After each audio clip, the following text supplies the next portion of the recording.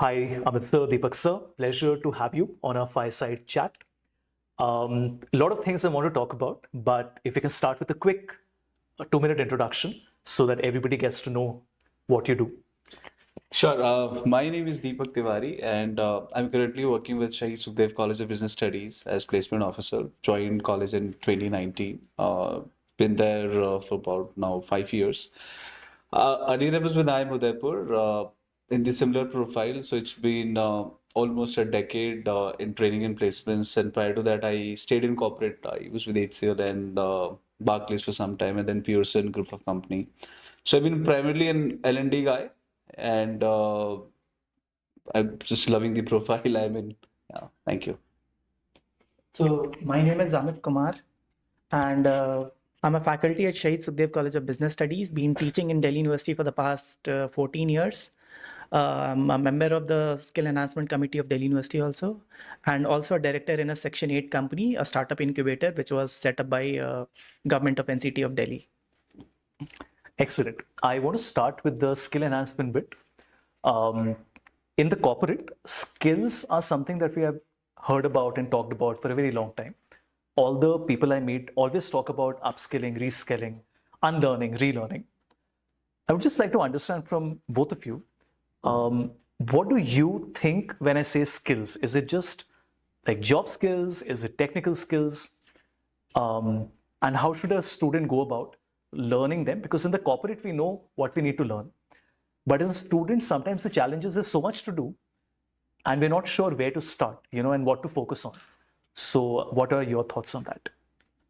So, this whole journey with respect to skills and my interest in how do we skill the students and my exposure to it came when I became a member of the Skill Enhancement Committee of University of Delhi, which was tasked with the duty of ensuring that in the new education policy, whatever 4-year program we are bringing in, we have a large content or the large composition of it should be skills.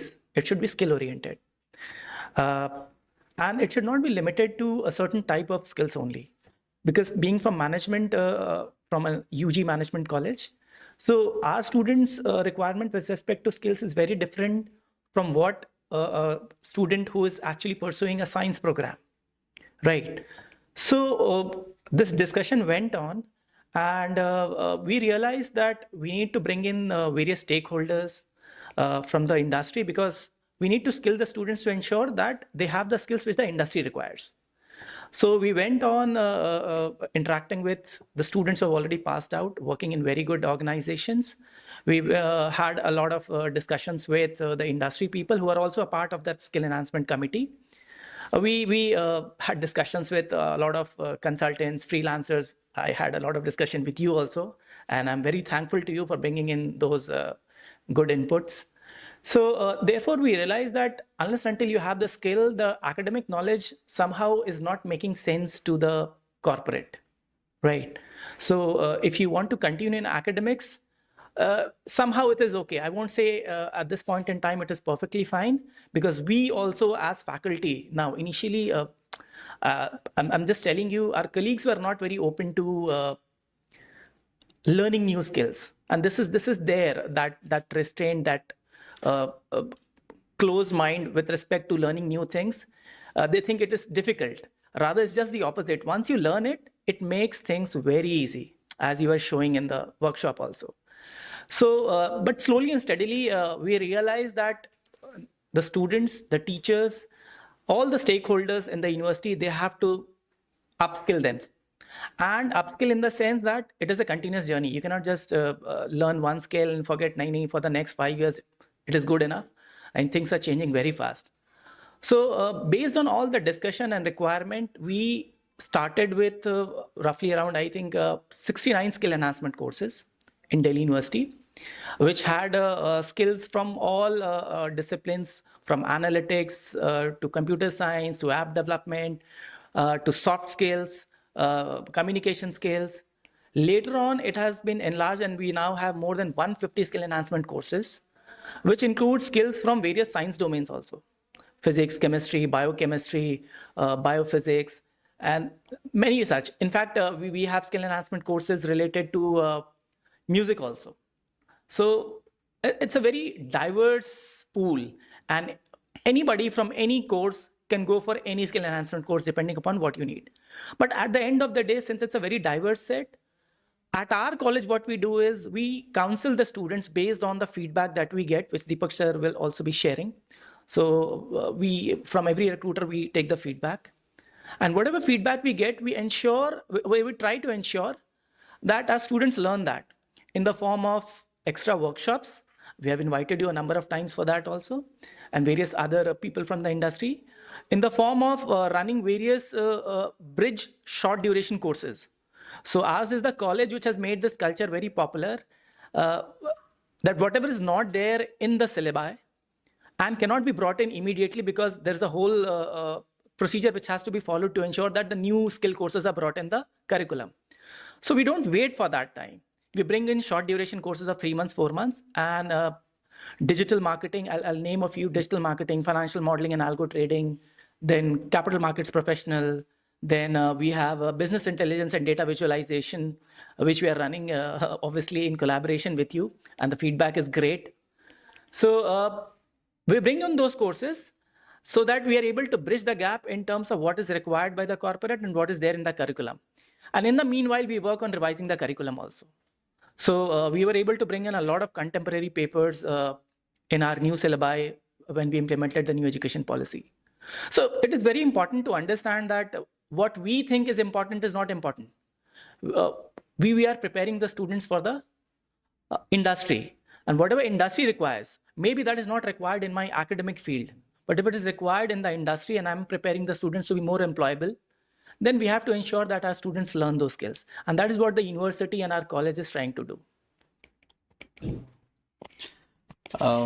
Thank you so much, sir. So I think sir has given a very wide aspect to it. I'll try to cover it up in a small set. So one is that education which is required to be eligible for any job, right? If you are looking for a job in marketing or let's say analytics or anything, so you require a certain education to be eligible. Then you require training by doing those internships, those live projects, which give you hands-on exposure.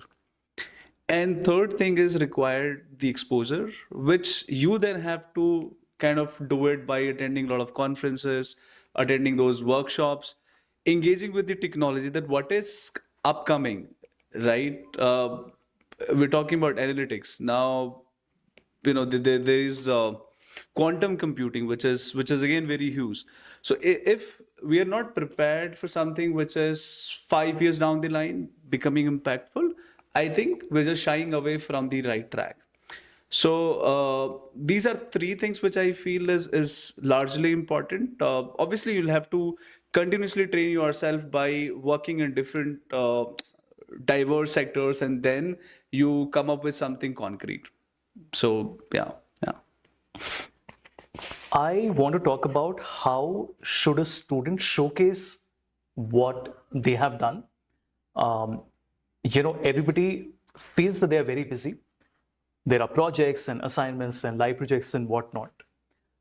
But the art of communicating what you have done, is a different task. And we know this, right? It has always been a problem that a lot of students are very good technically, but they're not able to present themselves very well.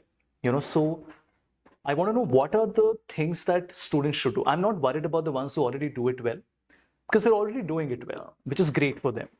I'm more concerned about the ones who are putting in a lot of effort, but they get dissuaded or discouraged because they feel, I'm not getting the result. People are not appreciating what I'm doing. And the challenge is not in the work they are putting in the way they are communicating. So what should students do for that? Right. So I'll explain it with an example. What happens is, since I've been involved in campus placements, all throughout.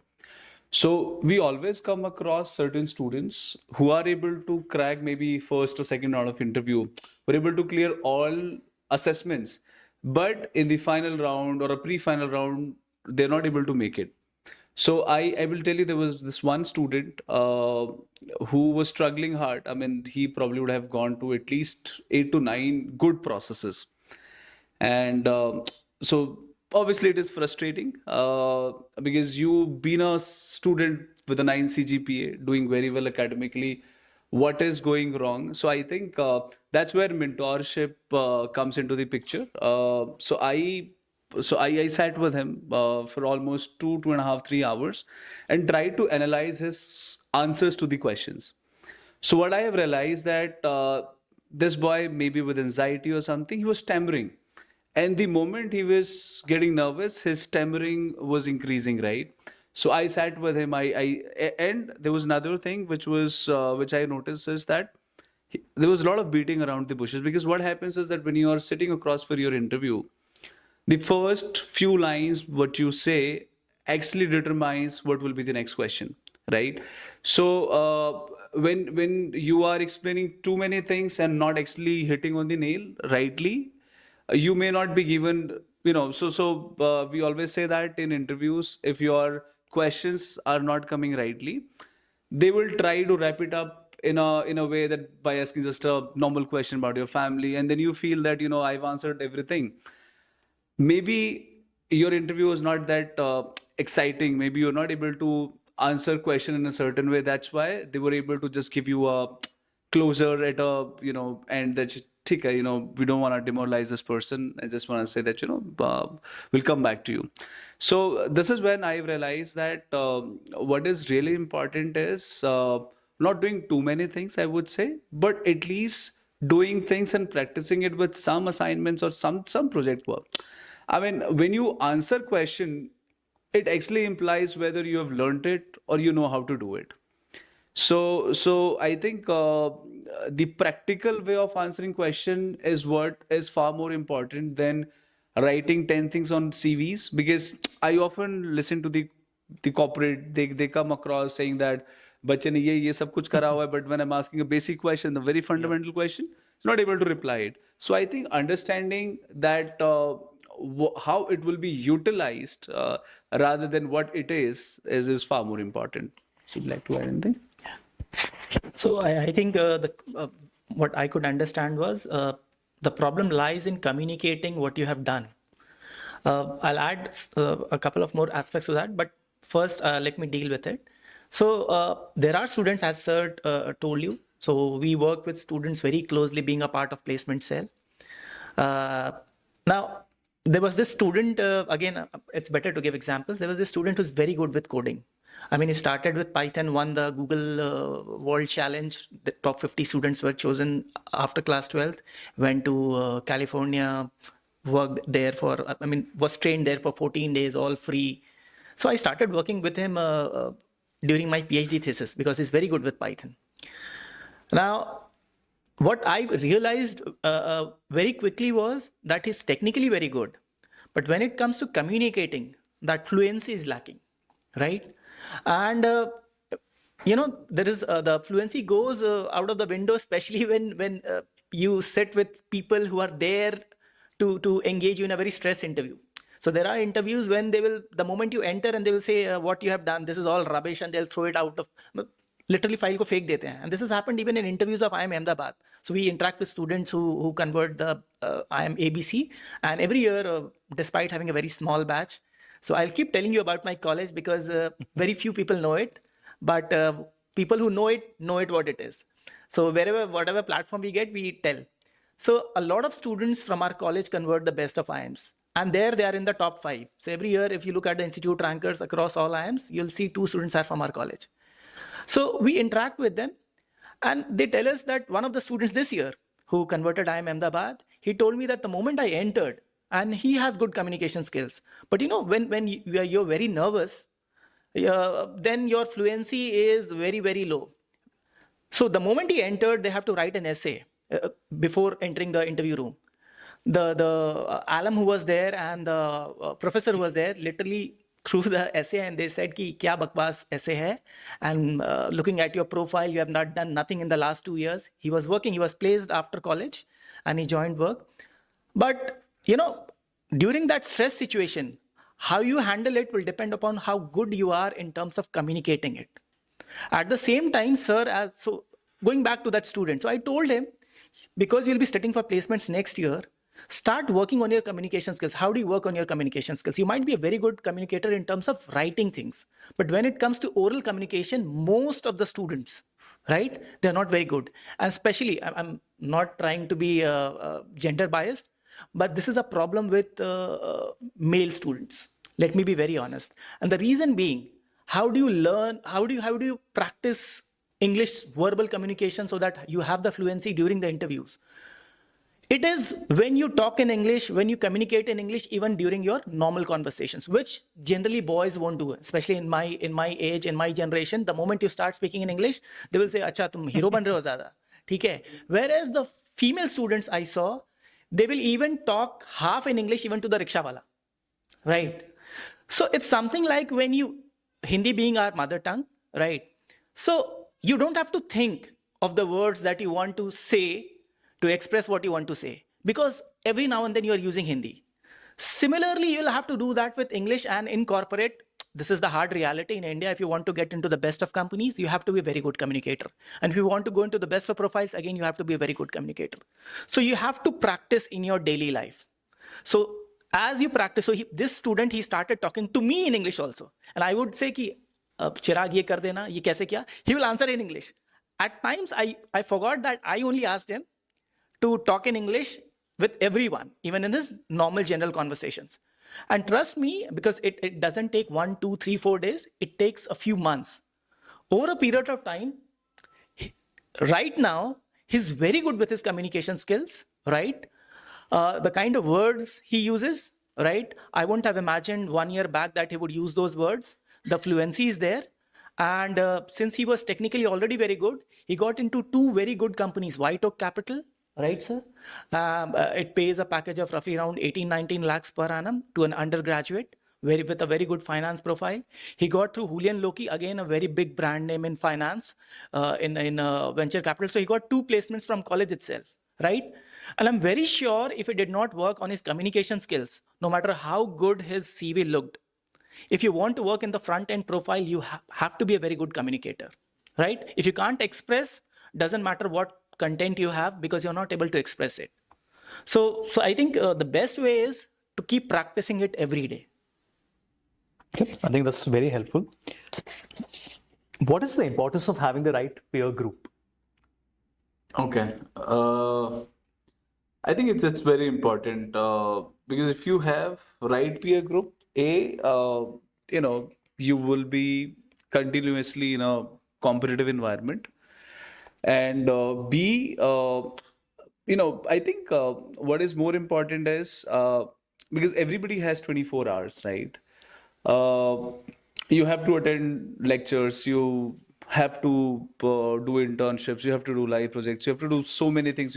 So for a college like us, we have about 50 plus societies, and on an average, a student participates in about 2 3 societies. So you have your society work as well. You have other aspirational assignments or projects which you're undertaking with the professors, with your mentors. So if you have right set of peer group, and you have in an environment where you're participating continuously for various competitions, because in many of these competition, you got to have a team to participate. For example, we're the only college which had won the Harvard case competition. So you obviously have to go in a 3 4 students team, and if your team is good, if you're able to match at a certain level, right? If you're able to have a certain level of frequency matched, I think that's when your work gets attracted, your work gets refined.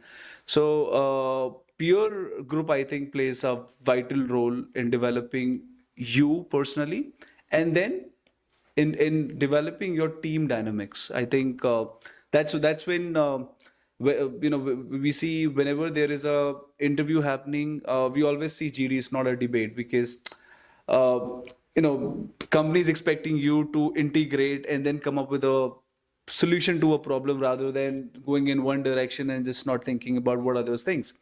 So that's why I think having a good set of peers, having a good set of friends who is continuously, and I think that, so I talked all positives, but there's a definitely negative aspect that if you are feeling down, then obviously you need peers to chill you up, and then at times, so maybe it's interview rejection or anything, which is happening. So I think a good peer group would always be very vital in shaping yourself.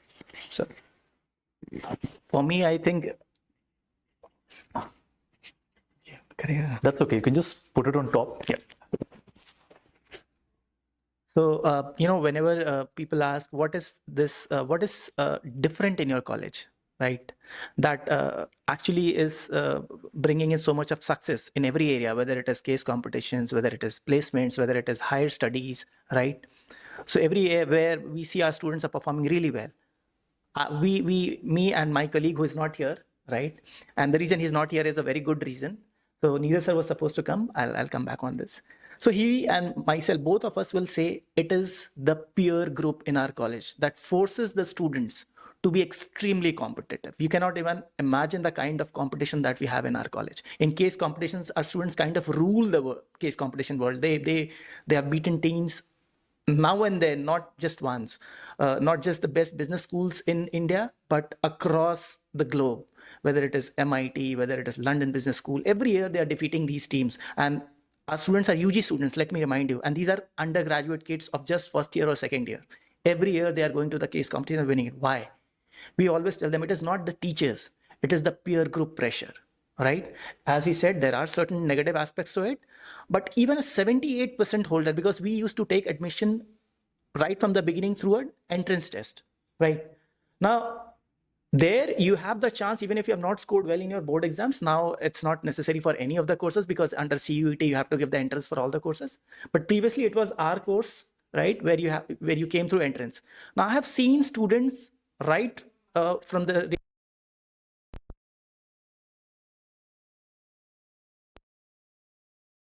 and come over here because of the course curriculum that we have. So the 78% holder also, by the time 2 years have passed, they have learned so many things. Even if before it is taught in the class, they upskill themselves. They take knowledge from all the YouTube videos, from Coursera, from various edtech platforms. And it is all because of the peer group pressure, right? And even when it comes to the performance, we have seen that there are certain societies who would perform well when it comes to placements in certain companies. For example, when it comes to consulting profiles. So peer group comprising of that particular society performs really well. So for me today, more than what the teacher teaches, right? And I would say we don't teach. We are kind of having a discussion in the class. We learn a lot from the students. Let me be very honest, right? So it is the peer group which determines how competitive you are going to be and how fast you are going to learn things and upskill yourself. And this is the main thing in our college that determines the success of our college in such a short span of time. I want to talk about, just to. I'll just add Yes, one more thing. Of course, sir. So I forgot. Neeraj sir could not be here. He's actually traveling to Hong Kong today. So we are representing India in the nationals. We defeated IITs and NITs. This is not the first time. Last year also, it is the HSBC case competition. The finals are held in Hong Kong, right? So he's traveling. Now this is all because of the peer group pressure that our students are performing so well. And let me tell you, the exciting part is that the solutions are not made on a laptop. The solution has to be all handwritten, every graph and everything. So if you look at the solution of the HSBC case competition, I was so surprised that how can you have such good solutions within certain number of hours using your hands. Yeah. So peer group pressure is what determines what you will be in the next 2-3 years. Scoring 99% does not determine. Let me be very honest. A lot of colleges, they have 100% cutoff. They have their brand value, but I think the peer group pressure is lacking. And that is why these students are remaining underutilized. When we talk about peers, it's not just in colleges, right? I think in your entire corporate life, you have to surround yourself with the right set of people. absolutely. And if you're not being pushed enough, maybe you're not in the right room, not in the right environment. Yeah. And you have different circles, So a lot of people say, hey, does that mean we should only focus on our career? not have friends. And of course, it doesn't mean that. You have different circles, and each circle has its own purpose. So what you said about colleges, that's very, very important, not just because it helps you get better in college, but because that sets the tone for the rest of your career as well. Absolutely. And students at that age who are not comfortable being with people who are not like them, being in a group that is heterogeneous, I would assume it is more difficult for them to get comfortable later in life.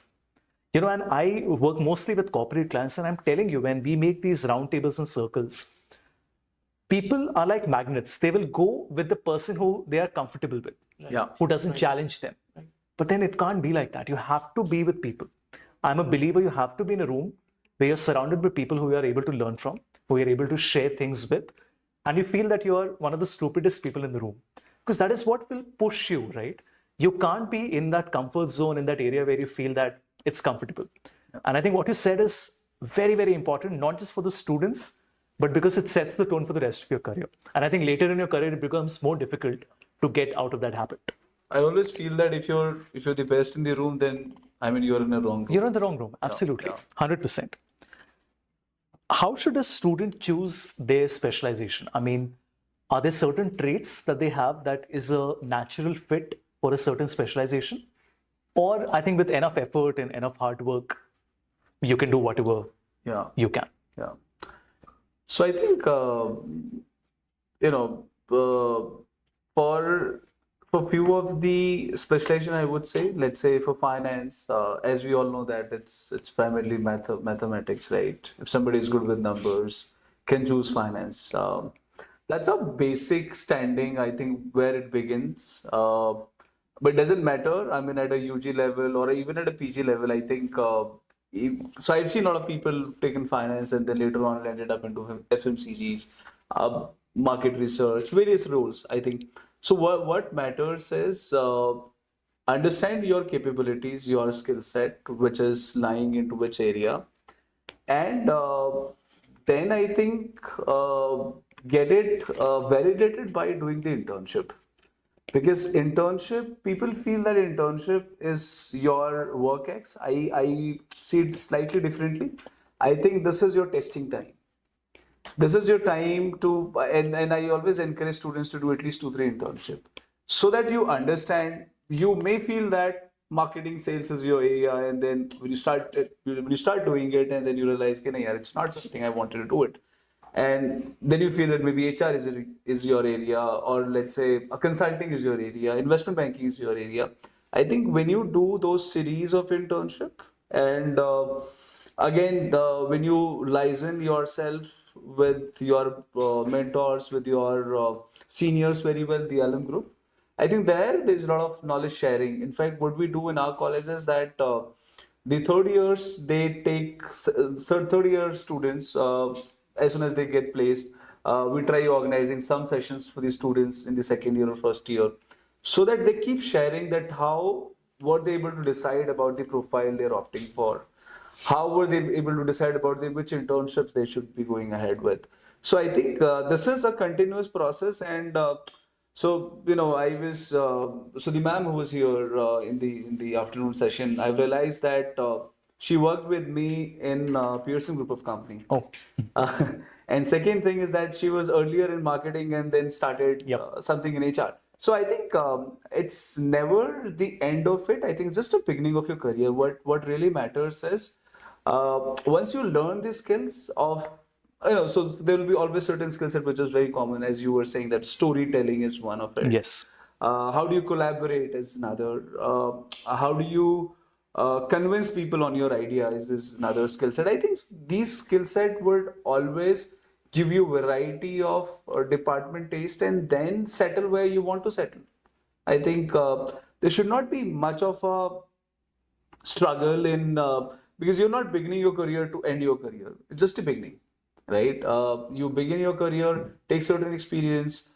People who go into consulting, after 2-3 years, they take an exit option and get into a startup. So, but I think they have never, you don't start your career to leave it in between, right? So you start with certain mentality, with certain, orientation which you have.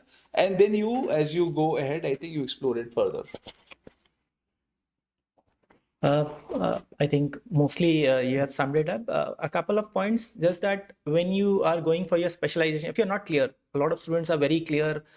Probably they have consulted their cousins, their seniors before even entering college, right?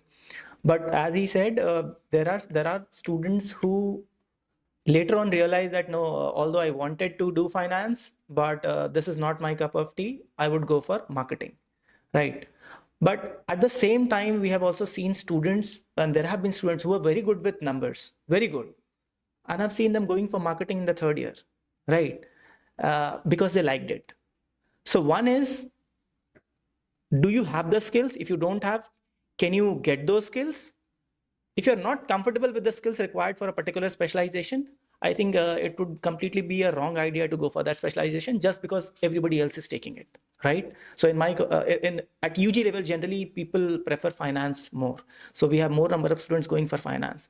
But in the last 2-3 years, there has been a shift. We have seen a lot of people who are very good in every subject, academically, otherwise, with internships, but they have gone for marketing. Why? It was purely their choice. They enjoy doing it. Because if you don't enjoy what you do, very cliche line, you will not be able to go ahead with it for a long period of time. And if you go ahead with it for a long period of time, you know what will happen? You'll get stressed, and that will start reflecting in your health. So you have to ensure that you enjoy it, and you will be able to enjoy it only if you're comfortable with that stream. If you're not comfortable, don't go for it. Final question on networking. We all know it's important. We all know we should do it. How does one go about it? Okay. So networking, I mean, begins with the alumni at a college level. Then you start attending those competitions, especially those case studies. There networking happens. LinkedIn, I think, is a great tool. A lot of our students are able to score good internships via LinkedIn. And then obviously, it goes to level second, where you go for internships. There you able to create your network, and you attend those conferences on different areas. Maybe your data analytics is there.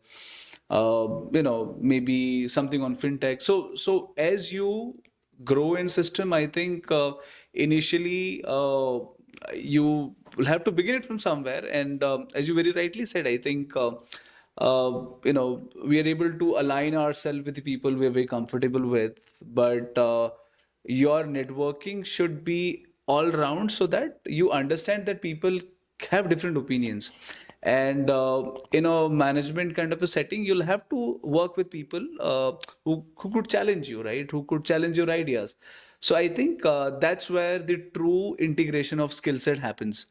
So I would say that start with the basic from your at a college level, at a level where you are, and then accelerate into an area where you are really feeling to make your career, and then do a diverse thing. For example, I would be amazed to see how an IT person solves a problem, because they will have a different set of skill set, or a different set of algorithm to solve it. And unlike to a BCom student who probably would think more of a management point of view, how an organizational behavior professor teaches something compared to a core finance professor, or probably somebody who's teaching derivatives or something which is too technical. I think when you try attaining all these aspects, A, your networking is getting enhanced. B, you are generating different ideas of problem solving. See, obviously, once you have those ideas, those learning can be incorporated in your own personality, and this can be further enhanced. So, I think networking is very, very important. No matter in what position you are, in what institution you are, it is very, very important. It can work wonders for you. So there are rankers in talking about, let's say, chartered accountants. I've seen, so one of my roommates was a ranker, and 3 of my other roommates cleared it in 3, 4, 5, 6 attempts also. The one who was a ranker could not land up with a good CA firm, right? Was not very good with networking. The one who cleared it in the maximum attempt, 7th attempt, he started with Big Four, right? So this is just one example, because there has to be someone who is there to vouch for you that no, this person is good. And that confidence can come only in that person if you have networked, if you have been with that person for some time, right? Networking doesn't mean making friends. Nobody is asking you to make friends, okay? True friends. Networking is about building relationships in terms of they know what you are, what you can do, what you're capable of, so that they can recommend you some places, right? I know what for example, I know what is his capability, right? He is an amazing trainer, right? Uh, and because I know him, right, I'm able to, when people ask me, even in the ministries or in the university or somewhere else, that do you have a good trainer for analytics, right? So I know of one, and the moment he comes and trains people, be it the ministry, be it the bureaucrats, be it the college teachers, you know, my credibility is also enhanced, right? It is all because of networking. I could have if I was having a closed mind, and let's say I was interacting only with my colleagues in the university, right? Then probably I would have recommended one of my colleagues, and I'm not saying they would have been bad, right? But maybe they would not have been as good as he is, because he's all the time working with companies. He's providing consulting to companies, right? So he has a first-hand knowledge and experience of what is required in the corporate. So just 1 hour, I still remember 1 hour PPT training. Who takes a PPT training, PowerPoint training, right? So I thought that the teachers will be bored and all, right? And before that, we had training for other tools which are more interesting. And after that 1 hour, that was the last hour of training, 6 p.m. to 7 p.m. The teachers called me, right? That how can somebody teach such good things in PowerPoint? We never thought that we could be taught making slides in this manner, right? It was for them, it was a useless session. And that became to be the best session. Why? Because I had a network where I had somebody who could tell them that, see, you may have the knowledge, but the way you present it in the PowerPoint has to be very different and has to be as per what the other person needs to see. And that is what he brought to the table. If I did not have a network beyond my university network, probably I did not know who Havish is and who can bring in the best training. This is just one example. So I think networking is the most important thing. Most important thing. Somebody, even if you don't like the other person, the nature of the other person, network with that person. There's no harm in that. आपको उसके साथ जिंदगी नहीं बितानी है, ठीक है? उससे एक professional relationship banana, and that is very, very important. This is what I tell my students. If you think that person is arrogant, a lot of students who are very intelligent, I've seen they're not arrogant, but they give an impression that is they are arrogant. They're not arrogant. When you interact with them, they're not. So the students somehow who keep a very low profile, they ask me, sir, where do I learn from this? I tell them, go and talk to that student. He'll make you understand these concepts. And then they tell, sir, how can I talk to that person? वो तो बहुत ऐसा है वैसा है. I tell them, it doesn't matter. Go to them 3 times. Maybe the first time they will not give a positive response. Second time they'll not give a positive response. Third time when you go, they will start liking the thing that you are giving that importance to that person. So it is just that if you give importance to the other person, right, that other person will understand that there is something good for which you are coming, right? And later on, you'll reap the benefits of it, like anything. Late in the corporate world, and I'm talking about the private sector, networking is the most important thing. You may have the skills, but if you don't have the network, you may not reach where you deserve to reach. Thank you so much, sir, for being so gracious and so kind always. On the networking bit, I'll tell you what I do. And I've shared, Deepak sir, of course, we have worked together. You also know that I'm a very shy introvert person, and I'm very comfortable in my skin. At 37, I know who I am and I'm comfortable. There's that phase in the middle of your life where you try to fight it. You feel, hey, you don't like who you are, you want to change because you feel that you have to be a certain way. But I think now I'm very comfortable being who I am. I'll tell you what I've done. I would find the person in the company who I don't get along well with. That happens all the time, for whatever reason. And I'll make it a point to befriend that person. And to the point of networking, the idea is not to make them a friend. The idea is to work with them in a way that it is a win-win. And if it's not a win-win for both of you, it won't last. It is not beneficial. The entire point is you can't just take and take and take, even if the other person is giving, because if you have nothing to give back, then it's going to extinguish at some point. That's the right type of person. And to take one specific example, I found this person, and this person was not a very senior person. I was working with a CHRO. This is another important lesson, that sometimes it's not the senior people, it's those gatekeepers. You have to get along well with everyone. And it takes a different skill set. I find it easier to connect with leaders, but I found it very difficult when I would go to a plant and I have to meet an engineer and roll up my sleeves and work. मुझे आता ही नहीं था. The first time I had to do a training in Hindi, I was like, what's going to happen? So the client said, are you not from Delhi? I said, yes. तो कह रहे तुम्हें क्या problem है? मैं क्या बताऊं क्या problem है? But I took that up as a challenge. So of course, one is you have to get yourself out of your comfort area. Yeah. But I've always made it a point. So in this case, I told myself, you know what, I'm going to make friends. And we have very good friends today. But that was only because I took the effort. Does it work all the time? Of course it doesn't. That's life. It will never work all the time. But more often than not, it will work. I think that's the takeaway, that you can't succeed all the time, but you have to put in sincere effort. And I think sincere effort is always rewarded. I think you should have patience while you're networking. Yep. If you don't have patience, Yep. then you'll not be successful in networking. And the right intent. Right. It is Yeah. okay to have something that you want. Yeah. And tell people you want something. That's okay. You don't have to hide it.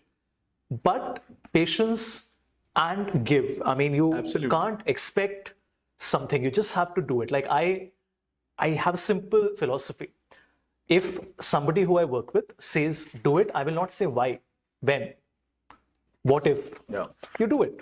Because then I know if those are the relationships I'm building, then I know I can call up a person and Right. they will do the same for me. The ugly way of looking at this is that you're scratching each other's back. Jo jisko bolna hai bole, but that's not the way I look at it. I look at it in a very positive manner, that these are people who you can stand by because you know you will do it, not because you have to, but because you want to. Absolutely. And it takes time to get that personality. Some people don't have that personality, and that's okay. But you really have to want to do it. I think that's the difference.